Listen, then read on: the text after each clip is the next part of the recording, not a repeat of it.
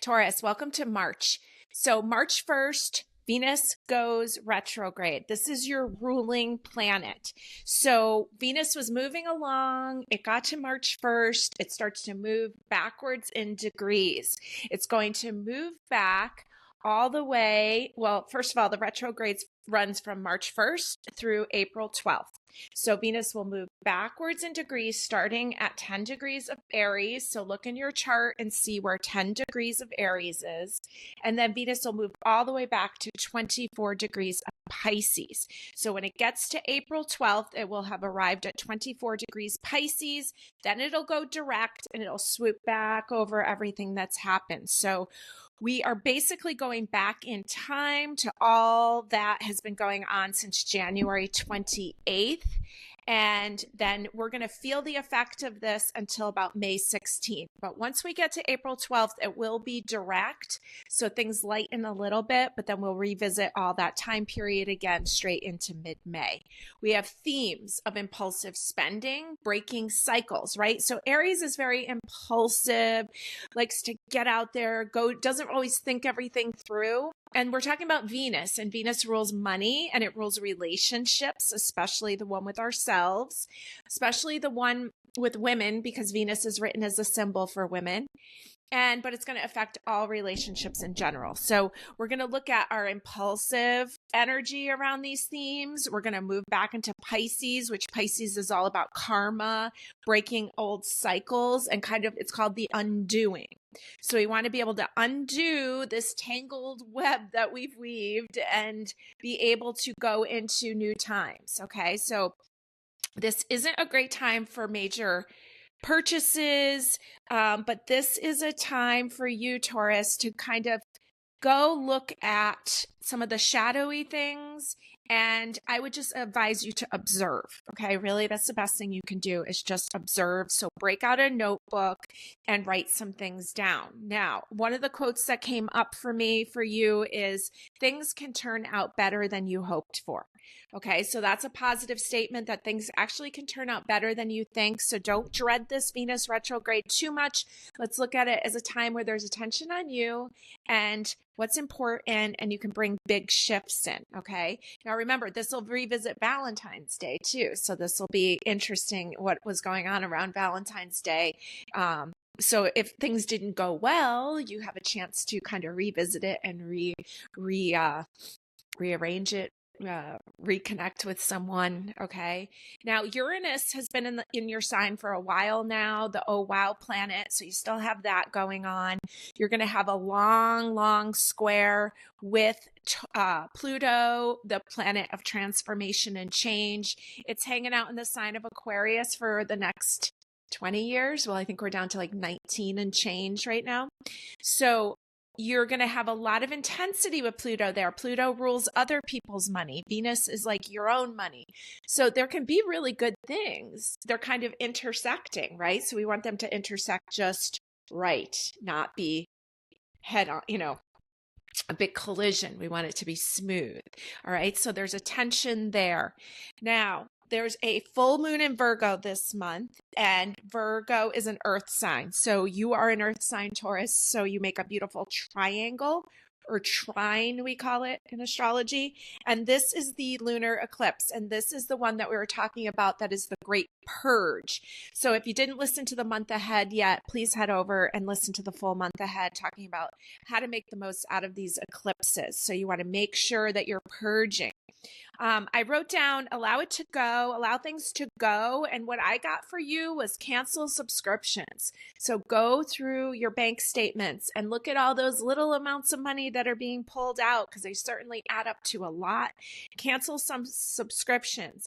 Ask to be shown the way in a gentle, loving way. Okay, so kind of ask the universe, ask your higher power, please show me the way, what needs to be purged, but please allow it to be in a gentle, loving way, right? Nobody needs a huge, dramatic purge. Okay, all right, so that is a little overview. Now, what I'm going to do here, we're working with this with this chart spread. We're going to do, this is all the zodiac houses, the 12 houses, and we're going to pick a card for each house. We're trying a little something new this month. Let me know how you like it, please. I need feedback. I need to know which parts are your favorite, okay? Because I'm a Sagittarius and a Gemini moon. I like to move things around and try different things, so please help me out. All right, now I'm going to pick a theme card for you for the middle. Okay, that's going to be the first thing. So I haven't looked at any of these yet. I'm holding the Herbal Tarot by Michael Tierra, who's a herbalist, natural. I think he's a naturopath. He's an herbalist, and this is a great tarot deck by him. So here's your theme card, and it's the Six of Swords, and it's vervain, the plant vervain. So you might want to do a little bit of research on vervain. Okay, Six of Swords, about moving forward. This isn't a bad thing to see here while we're talking about a Venus retrograde. So your Six of Swords is your theme, Six of Air, usually showing forward movement, okay? Now, we also know we're going into a Mercury retrograde this month, and the Six of Swords really reminds me of that. So keeping in mind that Mercury retrograde starting on the 14th, we're going to have these double retrogrades going on. It's going to be interesting. All right, I'm going to put a card down for each house of the zodiac, and we'll go through and see what you need to know for this month of March. Okay, let's jump right into this. We're using a few different decks here. I have the Green Witch Tarot, the Impressionist Tarot, which is an art tarot deck. I've got Dolly, speaking of art, Tarot Universal, Forest of Enchantment, Solitary Witch, Herbal Tarot. I use my pendulum to choose these. A lot of these very obscure decks that I don't work with a lot showed up, the Impressionist and Dolly. And so let's see what we get here. So the first house, this is Aries house.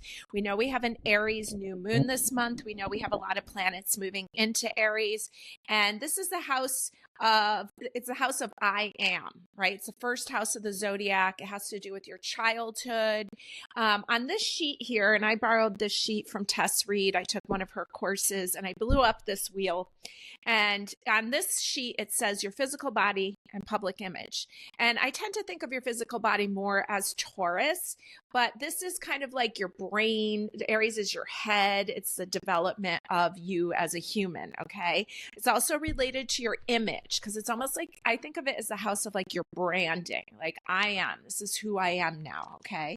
Now, your card is the Two of Challenges, and this is traditionally called the Two of Swords. Not particularly fond of when they call it challenges, although this is the Forest of Enchantment tarot deck, and I love this deck, so I overlooked the challenges part. Okay, I like how he's looking in the mirror. He really seeing himself. He's got a backpack on, looks like he's on a journey. And so this is the Two of Swords. All right. Now, a lot of time, the Two of Swords traditionally looks like a woman putting on, covering her eyes and swords crossed and kind of going internal. Okay. This one's making you really look at your mirror image, really taking a look at yourself and looking at, if this is the house of your public image, then looking kind of at like what image you see and then looking at what the public sees, right? Because that could be very different. So Two of Challenges starting us off. Now, second house, this is Taurus's house. This is your house, Taurus. This is ruled by the planet Venus. This is the house, a lot of people just call this the house of money. I call this the house of value. It's Venus ruled. It has a lot of themes of relationships. I look at this house a lot for your relationship with money. And you have the World card here. And this is from the Green Witch Tarot. So this is called the World Tree. And I like that there's like a big crane here. Almost looks like a heron. And they're a very positive symbol for me personally. There's a snake down here, okay? We know we're in the year of the snake. Now, we know that the World card is a fabulous card. It's a card of completion. It's a card like when you would receive an award, all right? So the World Tree is here. Card number 21, which we would call a 3. I think that you're gonna win something. There may be even travel included in that. There's something powerful here. There's an end of a story ending. And I really think that this could be like, your negative relationship with money could really be ending, and you could really be starting to see it. I think you've worked really hard. I know, Taurus, I love you, Taurus. I love Taurus in general. I always talk about how I wish I was a Taurus. I find your energy so grounding and so focused. And I get the impression that you've really taken a look at yourself, and you're really taking a look at your relationship with money. And now you're moving more into freedom. So I really want you to celebrate that about you. Okay. Now, this third house is Gemini's house. It's the house of communication. It's the house of like your environment. So it rules, as a kid, it's you and your siblings and your neighbors. And it's like, the people we work around. It's like people in our classrooms, right? It has to do with how we think, learn, and communicate. And so in that third house, you have the lovely Hermit card. And I think this is one of my favorite Hermit cards, this being from the Forest of Enchantment, which we have this deck in stock. We love it. It's this one back here with all the animals on the front of it. And so here's our card of the year, the Hermit, because Hermit equals 9. And if you add up, the Hermit is card number 9, major arcana number 9.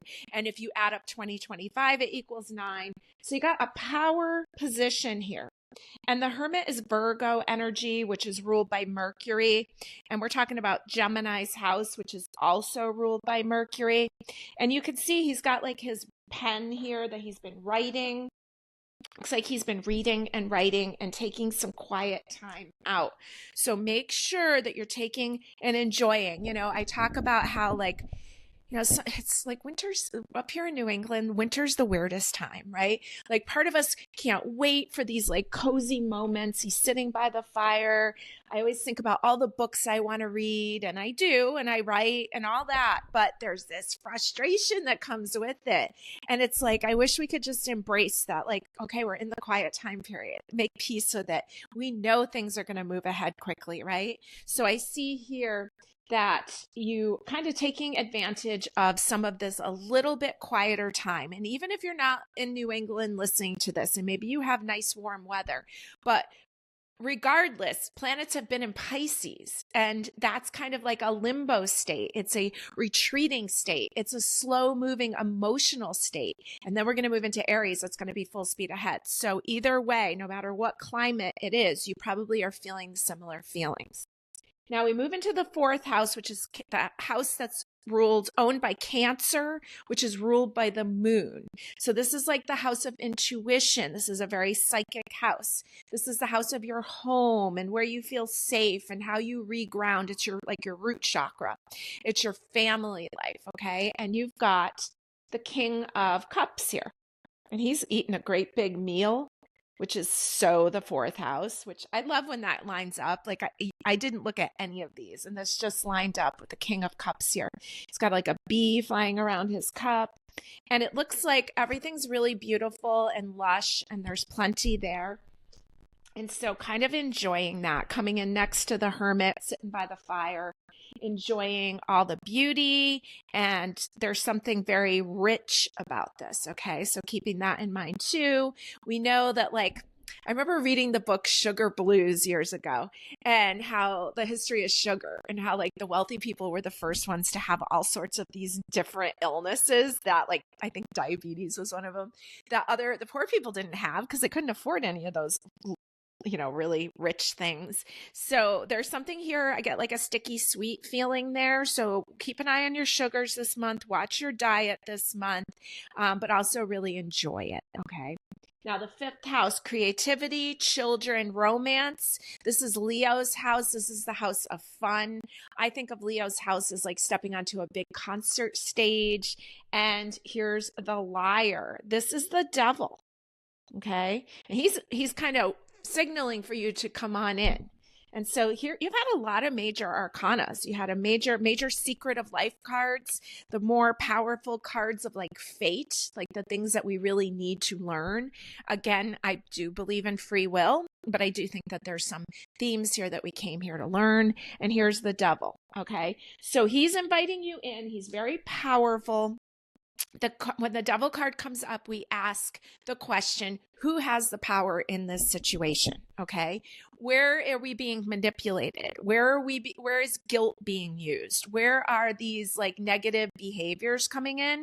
And so the fifth house of fun is where it is for you. Now, I don't always think of the devil card as a completely negative card because it's Saturn ruled. And we know Saturn is all the serious matters. So it rules big business also. And I will say in my own personal readings, whenever I am making a big business decision, I find the devil card comes up, okay, because there's power here. And I just find that it aligns with big business. So you may have some serious things going on here. But keep in mind that you need to look at all aspects and not ignore your body's reaction to things, okay? Now, as we go into Virgo's house, which is the house of health and routine, I think of it as habits. I think of it as your house of mental health because it's ruled by Mercury. It's also like your day job, okay? And Virgo likes to keep everything really organized. So in your sixth house, you have the Six of Wands, which is a very triumphant card, okay? Like they're royalty walking into town and everyone's paying attention to them and the path has been cleared for them. So I see some really great things happening for you in the regards to work. And I also think that health-wise, if you pay attention to some of these things, you can really move forward with ease. Now we're going into the seventh house, which is Libra's house. And on this sheet, it says relationships and legal issues. Yes, this is the house of relationships. I don't like the word issues. I want to say legal matters because, you know, who wants legal issues? We want legal matters. We want contracts and we want to buy property and we want to, you know, marriage and all those kind of things. So let's see what you got in the seventh house. This is from the Dali Tarot. It's a little harder to read. And this is the Eight of Swords. 1, 2, 3, 4, 5, 6, 7, 8 of Swords. So there's a lot of thinking. Eight of Swords is a lot of times when we think we're stuck, when we're really free. It's interesting how it looks like, it's almost like a butterfly, but it almost looks like she's holding a baby to me. And then there's this big castle in the background. So there may be something, maybe you've been nurturing something along a project. And there's a lot of overthinking, but then that butterfly there just shows me that there's some kind of transformation happening. Now, as we go into the eighth house, this is Scorpio's house. On the sheet, it says Scorpio's house is for joint finances, taxes, sex, and death. What a house, huh? It also, you know, it's a hot and steamy house because it is a water house, a psychic house, Scorpio. Scorpio is related to darkness, and darkness not in an evil way, just in darkness, okay? So it's kind of hot and steamy. We've got a lot of big themes in that house. It's also the house of transformation and change. And you have the Nine of Challenges, the Nine of Swords, okay? So the eight came up in the house of relationships and legal issues. And then in Scorpio's house, we see this guy who's like, looks like he's a little scared and he's crawled into this root of a tree. It almost looks like a womb, and that tree looks a little scary behind him. Okay, so you got to make sure you're getting the sleep that you need, the rest that you need. This is like what Scorpio would do. Scorpio would climb into the most like safest feeling, darkest area. So you may be scared about some of these things. And hey, they're scary things, okay? But a lot of what you're thinking isn't going to really happen. So calm yourself down. Focus, right? Sometimes when my mind starts going off into areas that I know are going to like really stress me out, I will literally say to myself, okay, we're not going to go there right now. We're going to pull it back. We can think about that another time, right? And focus back to where we need to put our energy. And I think a lot of it is on rest. Looks like you need a lot of it. Okay, now we're into the ninth house, which is Sagittarius's house. This is the house of teaching, student and teacher, publishing, the house of religion, or the opposite, breaking free from it. Higher mind, Sag's house, is the house of philosophy. And this is the house of foreign travel, okay? And you've got the 10 of cups. And I think this is a Monet. And look at that beautiful rainbow and all those lily pads. It looks like smooth sailing, and it looks like a lot of beauty, okay? So a lot of joy there. Maybe kind of has a little like over optimistic feeling to it.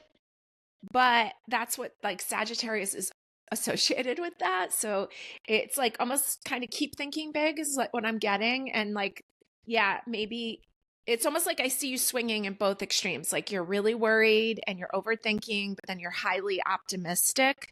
And I'm happy to see the 10 of Cups there right up at the top. It's a really beautiful thing. Now we're going to move into the house of business. This is Capricorn's house of your career, your reputation. It's a house of fame. It's a house of awards. I think of it as your long-term standing in this world, okay? Because this is like the house of history and antiques.